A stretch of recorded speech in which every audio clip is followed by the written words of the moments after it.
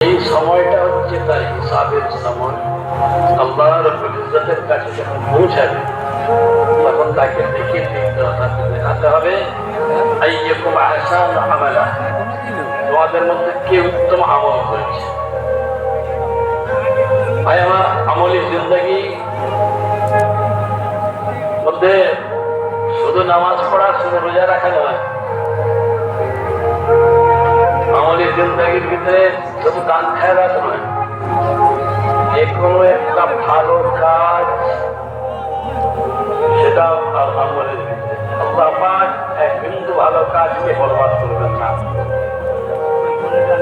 কিন্তু যে শুরু হয়ে যাচ্ছে তার জীবন শেষ হওয়ার পরে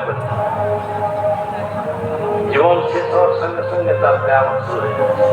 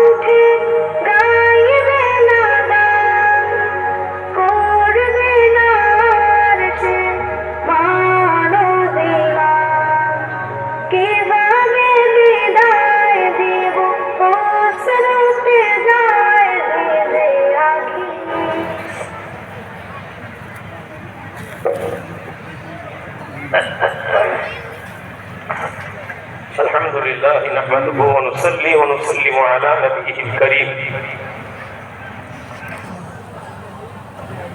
أما بعد فيا أيها الناس اتقوا الله تعالى. قال الله تعالى عز وجل في القرآن الحميد: يا أيها الذين آمنوا اتقوا الله. وقال الله تعالى عز وجل في القرآن الحكيم: كيف تكفرون بالله وكنتم أمواتا فأحياكم ثم يميتكم ثم يحييكم ثم إليه ترجعون.